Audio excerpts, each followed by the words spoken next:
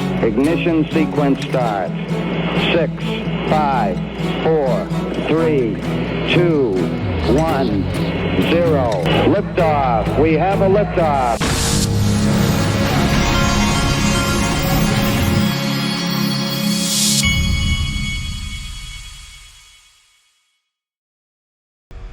Hey everybody, this is the Digital Asset Investor, and I am checking my volumes. Sorry, Mr. B, it's a Friday. You're going to have to deal with it here. Okay, today starts the NCAA baseball tournament. Let's see how good I am here, folks. All right, I think one of the following 4 teams is going to win it all. Out of all the NCAA baseball teams, 1, Tennessee, 2, LSU, 3, Vanderbilt, 4, Mississippi State, the long shot. How about that? See if 4 of those win. I'll be pulling for, my family will be pulling for Mississippi State. Both of my sons are traders to my Auburn Tigers. Their father-in-law played football at Mississippi State. Their grandfather played football at Mississippi State, and so they're huge. In fact, you may not know this, but if I'm sitting here with my 11-year-old watching Mississippi State, if I say anything, if the other team hits a home run and I say, wow, the other team just hit a home run, he could get physical with me. He gets that angry about it. So I will be watching the NCAA tournament starting today. To be honest, I haven't even checked to see if Auburn is in the baseball tournament because I haven't been watching them. I like watching LSU. I think they've got one of the most electric baseball teams in college baseball. It's like no matter what happens, these guys. I saw them in the SEC tournament last week. They were down 8-0, and then came back and freaking did a walk-off home run to win it. In fact, I was watching them. I can't remember who they were playing, but it was 10-9 in the bottom of the 9th inning, and they had a runner on first. They were losing 10-9, and I turned to whoever I was sitting there watching it with. I said, these guys win. That's what they do. They hit bombs. The smallest guy on the team comes up, hits a 2-run home run, walks it off. That's a fun baseball team to watch. All right, enough of that. Here we go. I've got so much stuff here. What I'm going to do is I'm going to go through as much as I can, and then the second half of it we'll just show you in the private group at daixrp.com. First thing we have is there was a guy, one of the Senator Bill Hagerty yesterday Donald Trump got indicted on 34 counts of what, I don't even know what they charged him with. I don't think most people know what they charged him with. There's no question in my mind that we have some serious problems. The future of our country as a republic is in jeopardy here, folks. I think that we have criminals running, and it's in crypto, it's in everything. We have criminals, look no further than Gary Gensler. We have criminals that are running our country, and now they've crossed the ultimate line, trying to put an ex-president in jail as he's drop kicking the current president in the polls. And this ex-president, I got a bone to pick now because this ex-president is pro-crypto, and the current administration hates crypto and has been trying to destroy it for over 3 years while we fight. Well, it's a shame that America has come to this. You get a result like this from a kangaroo court, and that's exactly what's been constructed here. You think about the prosecutorial misconduct, the judicial misconduct.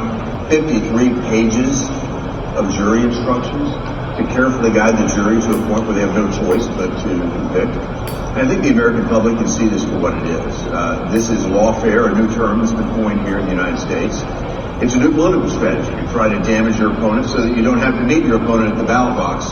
You can defeat them in a courtroom in a jurisdiction that you choose.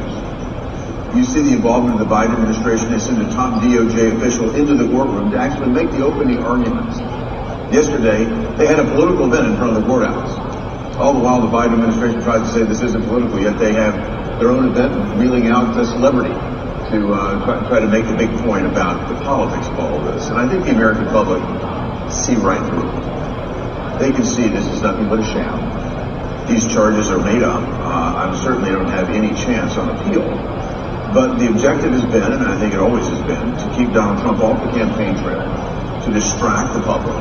And what we have right now is something that I think is going to backfire on Joe Biden dramatically, because the American public can see it for what it is. And whether you're a Democrat, an independent, or a Republican, you've got to say that abusing the judicial system in this manner is wholly un-American. The greatest political miscalculation, I said it a couple of weeks ago, the greatest political miscalculation in the history of politics was when Senator Warren announced that she was going to create an anti-crypto army. She became the new Coke of politics, in my opinion.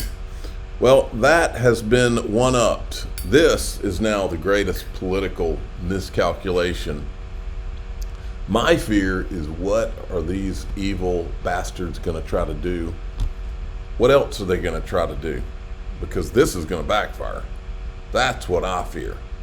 These are some really sick, evil people. What are they going to try to do next? Here's Ryan Selkis weighing in on how they've tried to come after crypto. The thing that has moved the Democrats has not been a sudden change of heart or epiphany or come to Jesus moment. It has been raw political power and an understanding that there are going to be severe consequences this election because of how unfair they have been the last 3.5 years, the bad faith, the out of control bastardization of American values and civil liberties. And there's going to be consequences for that. Bingo. And he put this out: if you care about crypto and the Republic, donate crypto to the Trump campaign. I agree. Donald Trump is building a pro-crypto army. And then you got Hester Pierce. She's at the SEC. She knows what they've been doing. Congress got sick of looking at the SEC doing what it was doing, which was, not providing clarity to people, and so they came in and they said, all right, we're just gonna do this ourselves, and that actually is not unprecedented. It happens a lot with respect to capital formation more generally, not just crypto related. The Congress has come in and said, we gave you the authority, we gave you exemptive authority to allow new things to come into the markets, to allow small businesses to raise capital with a lighter regulatory framework. And you SEC chose not to use that authority that we gave you. So yeah, we'll come in and we'll write a law and we'll tell you how to do it and we'll order you to do it. Oh, we've got so much here, folks. Here is, I'll play a little bit of John Deaton. This is John Deaton. They're all at Consensus. There are so many clips coming out of Consensus. I don't even know where to start and where to finish. And U.S. Senate candidate John Deaton, who is running for the Senate in his first political race, challenging Democratic Senator Elizabeth Warren. John, welcome to the show. Thank you for having me. It's my pleasure to be here. You are on home turf here. I think everyone is going to be pro your side. Yeah, I said if I can't win over this crowd, it might be time to get out of politics. So I think I'm going to do all right, though. Yeah, so what's it like? You're on the campaign trail, right? You're out talking to folks. What's the message? What are you hearing? Well, I'm hearing that they're ready for change, that they're tired of a broken system. They're tired of people playing partisan politics, keeping us divided. Let me tell you, I've been out there talking to hundreds and thousands of people. That doesn't matter their religion, doesn't matter their sexual orientation, doesn't matter much. We all have so much more in common. If we just start getting back to the business of working for people, we're going to do all well. And I'm going to shock the world. I'm going to retire Senator Elizabeth Warren, trust me. Ooh. Wow, that's bold. I like that. I like John's bold moves, the way he's talking. Okay, now we got David Schwartz. We've got some David Schwartz. We got some Brad Garlinghouse. I'm going to go over and give you my thoughts on these. maybe I'll finish this video with I've got like 3 David Schwartz. I'll finish with this, and then we'll go into the other David Schwartz and Brad Garlinghouse in DAIXRP.com. Yeah, that's exactly right. The idea that institutions can build things that are very strictly, very tightly regulated, things like portfolios of traditional loans that are heavily regulated, but they can interoperate with DeFi systems. So, for example, you might have a regulated lender who issues very traditional real estate or commercial loans, and then you might have tokenization of that debt that then anyone can hold in a purely DeFi system. And I think if you look at like the way systems grow, if you look at the way the internet grew, there was government and military adoption that enabled grassroots adoption that built the system. That synergy is what really builds something that can be dominant, that can really grow. And I think we see that corner. We see the XRP ledger as being a blockchain where those kinds of use cases can really work. Actually, I changed my mind. I wanted to kind of go through some of these. Yeah, that's exactly right. The idea that institutions can build things that are very strictly, very tightly regulated, things like portfolios of traditional loans that are heavily regulated, but they can interoperate with DeFi systems. So, for example, you might have a regulated lender who issues very traditional real estate or commercial loans, and then you might have tokenization of that debt that then anyone can hold in a purely DeFi system. And I think if you look at like the way systems grow, if you look at the way the internet grew, there was government and military adoption that enabled grassroots adoption that built the system. That synergy is what really builds something that can be dominant, that can really grow. And I think we see that corner. We see the XRP ledger as being a blockchain where those kinds of use cases can really work.